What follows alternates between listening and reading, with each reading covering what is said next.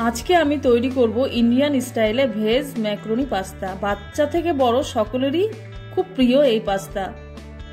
সকাল সন্ধ্যায় জলখাবার হিসেবে এই পাস্তা সকলেই খেতে পছন্দ করে। কিভাবে ভেজ পাস্তা তৈরি করা হয় তা জানতে ভিডিওটি সম্পূর্ণ দেখুন এবং চ্যানেলে নতুন হলে চ্যানেলটিকে সাবস্ক্রাইব করে পাশে থাকুন। এইখানে আমি ভালো কোয়ালিটির 1 প্যাকেট পাস্তা নিয়েছি ম্যাকারনি এবং আমি এটা এখন সেদ্ধ করে নেব। তার জন্য প্রথমেই আমি বেশি পরিমাণে জল দিয়েছি। জলটা ফুটে গেলে এর মধ্যে 1 চামচ সাদা তেল দিয়ে দেব, যাতে পাস্তাটা একে অপরের গায়ে লেগে না যায়, ঝরঝরা হয়। তার জন্য আমি 1 চামচ তেল দিয়ে দেব। এবারে জলটা ফুটে গেলে এর মধ্যে আমি পাস্তাটা দিয়ে দেব। খুব বেশি সেদ্ধ করব না, 80% সেদ্ধ করব, কারণ নামানোর পর এটা ওভারকুক হয়ে যায় আর একটু নরম হয়ে যায়। এইবারে ছাঁকনিতে ঢেলে ঠান্ডা করতে দেব।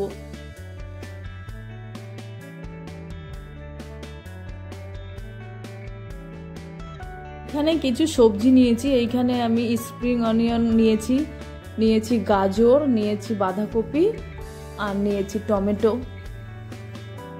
আর নিয়েছি ক্যাপসিকাম 2 রকমের, লাল ও সবুজ। এইবারে কড়াই বসিয়ে কড়াইটা গরম করে নেব। তারপরে দিয়ে দেবো সাদা তেল পরিমাণ মতো। তেলটা গরম হয়ে গেলে প্রথমে দিয়ে দেব রসুন কুচি। রসুন কুচিটা হালকা ভেজে নেব। হালকা ভাজা হয়ে গেলে দিয়ে দেব এখানে কুচনো পেঁয়াজ। পেঁয়াজটা হালকা ভেজে নেব লাল লাল করে। পেঁয়াজটা কয়েক সেকেন্ড ভাজা হয়ে গেলে দিয়ে দেব গাজর। গাজরটা আমি এখানে প্রথমে দিচ্ছি, কারণ গাজরটা ভাজতে একটু টাইম লাগে, তাই আমি প্রথমেই গাজরটা ভেজে নেব। গাজরটা 2 থেকে 3 মিনিট ভেজে নেওয়ার পর এইখানে আমি দিয়ে দেব বাঁধাকপি। বাঁধাকপিটা আমি দিয়ে দেওয়ার পর দিয়ে দেব স্প্রিং অনিয়ন, দিয়ে দেব টমেটো কুচি আর ক্যাপসিকাম 2 রকমের, লাল ও সবুজ।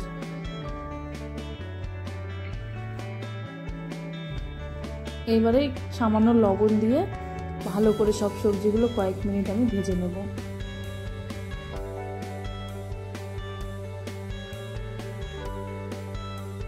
সবজিগুলো কিছুক্ষণ ভাজার পরে যখন নরম হয়ে যাবে তখনই আমি সিদ্ধ করা পাস্তা দিয়ে দেব। এইবারে সব সবজির সঙ্গে পাস্তাটিকে ভালো করে মিশিয়ে নেব। মেশানো হয়ে গেলে দিয়ে দেবো 1 চামচ সয়া সস এবং সয়া সসটাও ভালো করে মিশিয়ে নেব। আর দেব টমেটো সস 1 চামচ, আর দেব সেজওয়ান সস।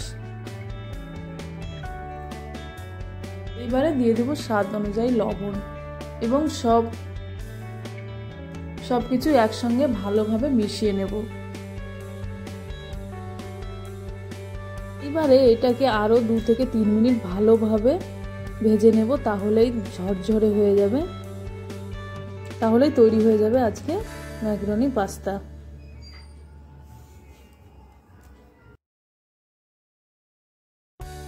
তো কেমন লাগলো আজকের ভিডিওটি? যদি ভালো লেগে থাকে তাহলে অবশ্যই লাইক করবে, কমেন্ট করে জানাবে এবং চ্যানেলে নতুন হলে চ্যানেলটিকে সাবস্ক্রাইব করে পাশে থাকবে। দেখা হবে আবার অন্য কোনো রেসিপির সাথে।